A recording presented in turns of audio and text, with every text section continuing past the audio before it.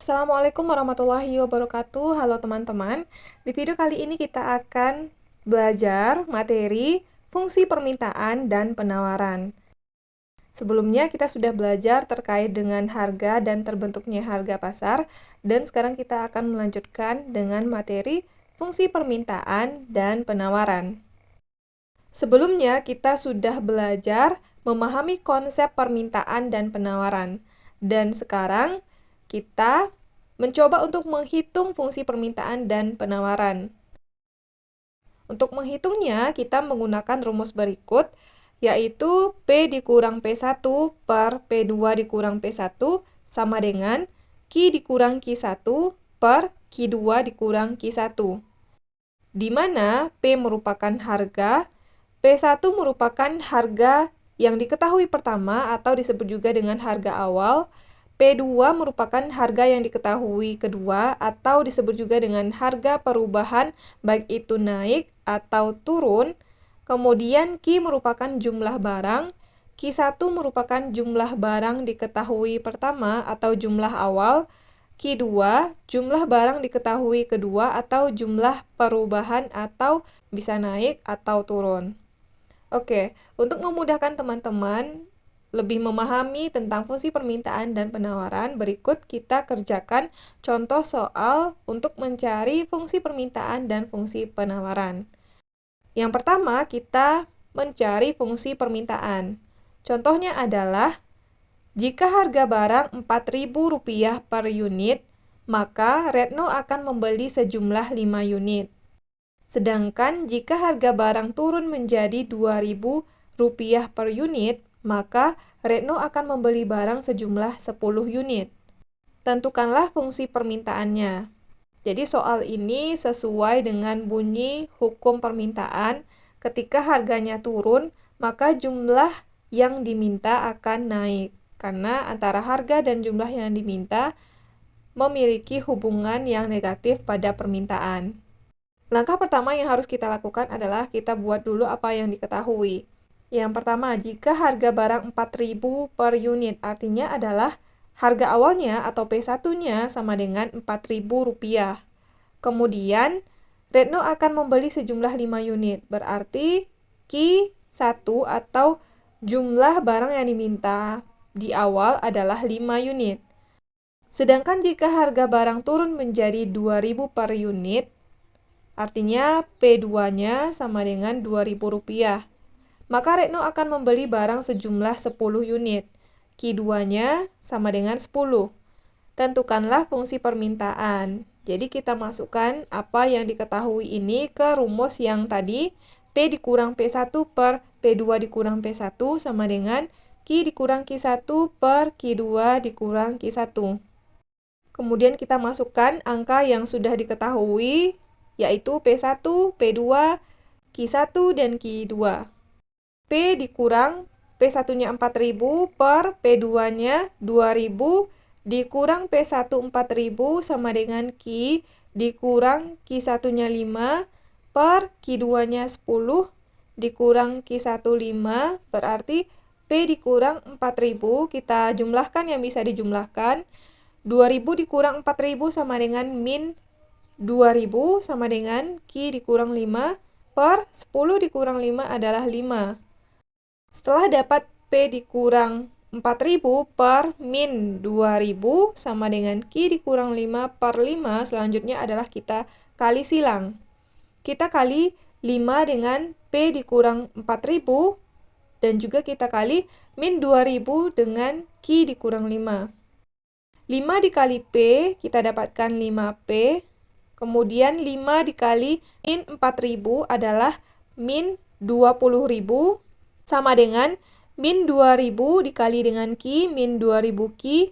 Kita kalikan min Rp2.000 dengan min 5, didapatkan Rp10.000. Kita kerjakan yang bisa ditambahkan atau dikurangkan. 5P sama dengan min Rp2.000 Q ditambah Rp10.000. Karena Rp20.000 ini dia pindah ke sebelah kanan, yang awalnya kurang, karena dia pindah, kita ubah tandanya menjadi tambah, menjadi Rp20.000.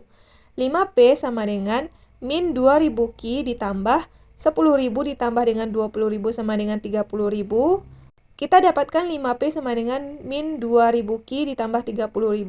Kemudian untuk menyederhanakannya, untuk membuat P berdiri sendiri, kita bagi semuanya dengan 5. 5P dibagi 5 sama dengan P. Kemudian min 2000 Ki dibagi 5 adalah min 400 Ki. Kemudian 30.000 dibagi dengan 5 adalah 6.000. Jadi didapatkan fungsi permintaannya adalah P sama dengan min 400 Ki ditambah 6.000. Mudah-mudahan teman-teman paham cara untuk mencari fungsi permintaan.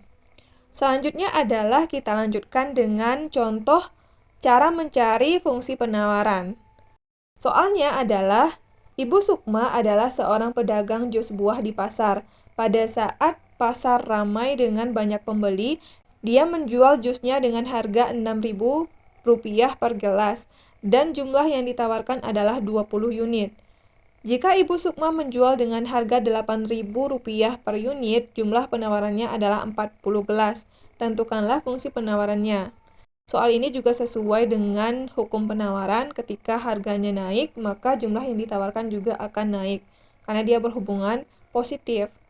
Nah, dari soal kita ketahui bahwa P1 atau harga awal adalah 6.000, kemudian Q1 atau Q awalnya adalah 20 unit.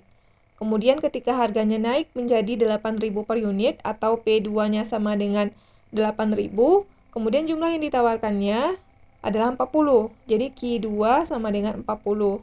Sama seperti sebelumnya, soal sebelumnya kita masukkan ke dalam rumus yang kita ketahui, P dikurang P1 per P2 dikurang P1 sama dengan Q dikurang Q1 per Q2 dikurang Q1. P dikurang kita masukkan yang diketahui, P1 adalah 6.000 per P2-nya diketahui 8.000, dikurang dengan P1 6.000 sama dengan Q dikurang Q1-nya 20 per Q2-nya adalah 40 dikurang Q1-nya 20. Kemudian kita jumlahkan yang bisa dijumlahkan atau kita kerjakan yang bisa dikerjakan. Jadi P dikurang 6.000 per 8.000 dikurang 6.000 adalah 2.000 sama dengan Q dikurang 20 per 40 dikurang 20 adalah 20. Setelah didapatkan P dikurang 6.000 per 2.000 sama dengan Q dikurang 20 per 20, kita kali silangkan. 20 kita kali dengan P dikurang 6.000, 2.000 dikalikan dengan Q dikurang 20. Kemudian didapatkan 20P dikurang 20 dikali dengan 6.000 adalah 120.000 sama dengan 2.000 dikali Q, 2.000 Q. 2.000 dikali min 20 adalah min 40.000. Selanjutnya kita jumlahkan 20P sama dengan 2.000 Q dikurang 40.000. Kita pindahkan min 120.000 ke sebelah kanan menjadi ditambah 120.000. Selanjutnya 20P sama dengan 2000 Q ditambah 80.000. Karena min 40.000 ditambah 120.000 adalah 80.000. Selanjutnya kita sama-sama bagi semuanya dengan 20 karena kita mau membuat P berdiri sendiri. Jadinya didapatkan P sama dengan 2000 Q dibagi 20 adalah 100 Q ditambah 80.000 dibagi dengan 20 adalah 4.000. Jadi didapatkan fungsi penawarannya adalah P sama dengan 100 Q ditambah 4.000. Oke, sekian materi kita pada hari ini terkait dengan fungsi permintaan dan penawaran. Semoga materi yang disampaikan dapat teman-teman pahami dan bermanfaat untuk teman-teman semuanya. Terima kasih buat teman-teman yang udah nonton video ini sampai akhir. Sampai ketemu di video selanjutnya.